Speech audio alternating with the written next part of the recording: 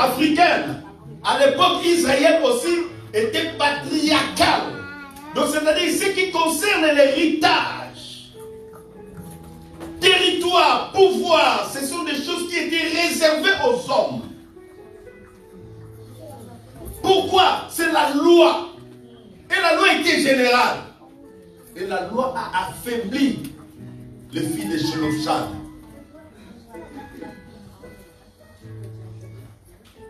Parce que la loi était générale. L'un père est mort. Il a fallu maintenant que les héritiers, les héritières puissent hériter la richesse ou bien les biens de leur père. Mais sauf que Jélophshad n'avait pas de garçons, que de filles. Alors que la loi, tellement qu'elle était générale, aucune femme ne pouvait hériter. La Bible me dit, les saintes femmes, les saintes filles de Jélophshad, elles ont décidé elles-mêmes, elles ont pris la décision pour dire que non, trop, c'est trop. Alléluia. Amen. Si tu ne connais pas ton identité, l'ennemi va jouer avec toi. Amen. Alléluia. Amen. Si tu ne connais pas ton identité, qui tu es, alléluia, les gens vont jouer avec toi. Mais si tu connais ton identité, Yaya, tu resteras toujours la tête haute. Peu importe. Amen. Quelles que soient les épreuves, quelles que soient les circonstances. Donc je veux dire que non, Dieu est le maître de la situation. La Bible me dit, les filles de Jélophshad se présentèrent devant Moïse. Pour dire à Moïse, Moïse, notre père est mort. Là maintenant, l'héritage de notre père, qui va hériter l'héritage? La Bible me dit, les filles de Jélophshad se présentèrent, donc c'est-à-dire les filles, malgré la loi, se présentèrent. Dans les termes hébreux, veut dire seulement que les filles ont agi avec courage et détermination. Dans la vie, il y a certaines choses, c'est la demande, le courage et la détermination. Amen. Comme Dieu a dit à Josué, Josué, prends courage. Il y a certaines choses, Yaya, nous prions le Seigneur, mais si je demande ici à l'église, qui veut prier le Seigneur et rester toujours dans la médiocrité? Il n'y a personne qui va élever ça. Nous prions le Seigneur.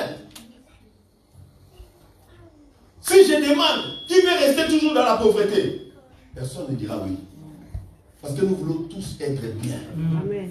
Même si nous ne sommes pas des riches, mais avoir au moins une vie constante. Une vie équilibrée. Alléluia. La Bible me dit, les filles de Jélophshad, ils ont demandé à Moïse de faire justice. Et Moïse a pris les requêtes. Il a présenté leurs soucis à Dieu. Parce que Moïse lui-même, il ne maîtrisait aussi rien.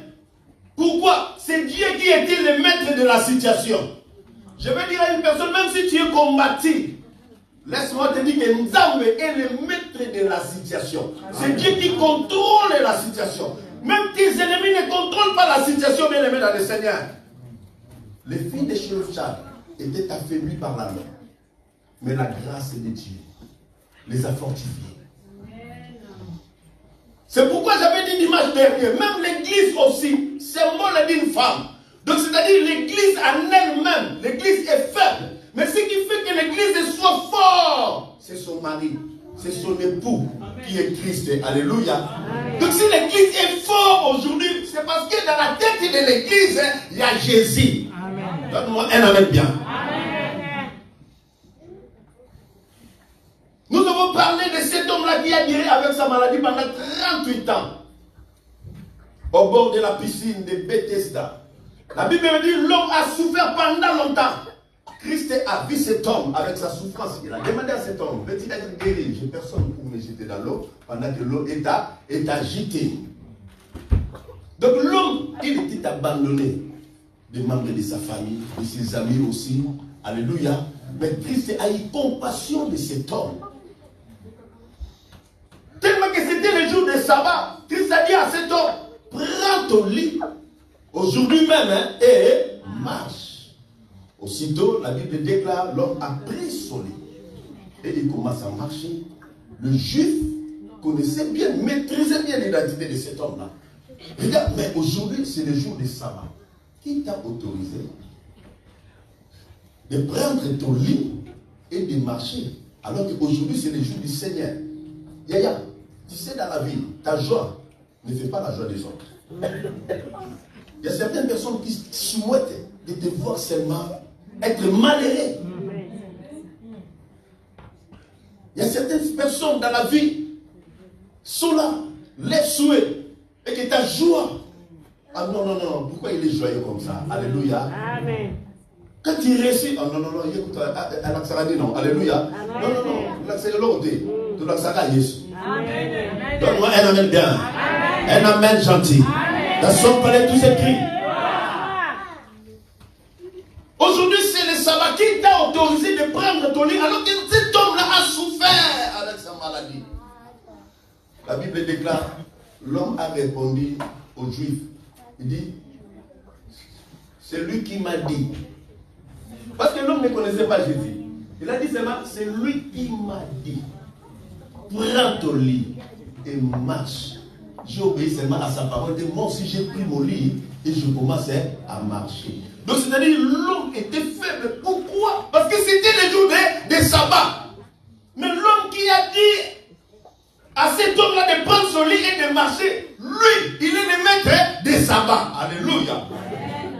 Donc, c'est-à-dire, l'homme était faible. Qu'est-ce qui a fait que l'homme malade pendant 38 ans soit faible? C'était quoi? La loi. Parce que la loi n'autorisait pas à un homme de travailler pendant les jours de sabbat. C'est pourquoi je dis, il faut que ta relation avec le Seigneur, avec ton Dieu, soit caractérisée par l'amour et l'obéissance. Alléluia. Amen. Donc c'est-à-dire, Christ lui-même, avec son Père, les relations étaient caractérisées par l'amour et l'obéissance. La Bible me dit, ils ont posé la question à cet homme, qui t'a autorisé de prendre ton lit et de marcher? Donc c'est-à-dire l'homme était faible, mais sa force résidait sur l'autorité de la personne qui lui a dit. Alléluia. Amen. Donc l'homme était faible. Qu'est-ce qui a fait que l'homme soit faible? C'est la loi. C'est pourquoi je vais te dire, là où la loi t'a affaibli, Nzambe est là pour te fortifier. Alléluia. Nzambe est là pour te défendre. Donc c'est-à-dire l'homme a été défendu même par Jésus. Et le jour où l'homme a croisé Jésus dans le temple, il a dit non. Donc c'est Jésus qui m'avait autorisé de prendre mon lit et de marcher. Malgré c'était le jour de sabbat, laisse-moi te dire que non, Nzambe contrôle la situation et Nzambe est le maître de la situation. Amen. Les filles de Shelofshad demandèrent à Moïse, dans le verset 5 de Nombres chapitre 27, la Bible dit, Moïse porta la cause devant l'Éternel. Et l'Éternel dit à Moïse, les filles de Shelofshad ont raison. Tu leur donneras à l'héritage une possession parmi les frères de leur père. Et c'est à elles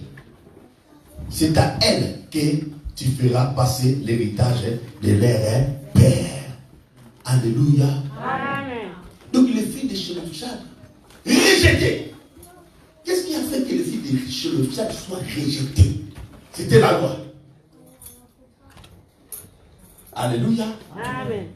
Christ lui-même dit, je ne suis pas venu pour abolir la loi. Alléluia. Je suis venu pour l'accomplissement de la loi. Mais c'est lui qui veut intervenir, qui veut te justifier. Lui, il est au-dessus de la loi. Alléluia. Amen.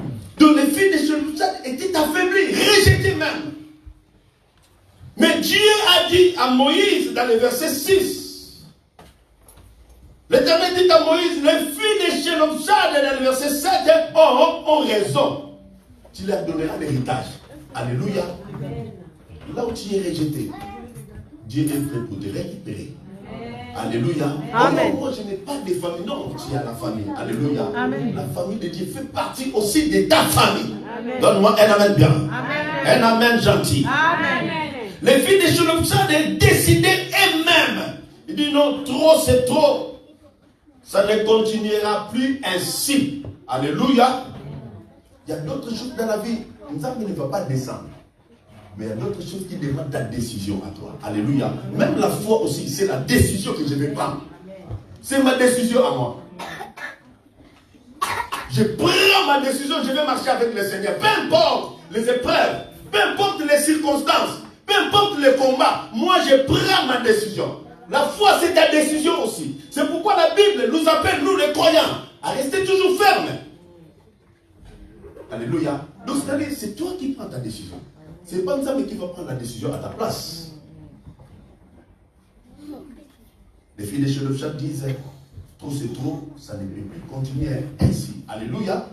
Se présentèrent devant Moïse. Et nous avons dit que non, les filles de Shelofshad ont raison. Alléluia. Il y a aussi certaines personnes affaiblies par la loi. Malgré leur cherche. Mais affaiblies par la loi. Que Dieu veut relever aussi cet après-midi. Certaines personnes aussi rejetées. Alléluia. Mais Dieu veut récupérer ces gens-là. La Bible me dit, je n'ai perdu aucun des brebis que tu m'as donné, sauf les fils de la perdition. Alléluia. Mais Dieu veut récupérer ces gens-là. J'ai aimé le verset, dans le verset 3, la Bible me dit, notre Père est mort dans le désert. Il n'était pas au milieu de l'assemblée de ceux qui se révoltèrent contre l'Éternel de l'assemblée de Corée. Alléluia.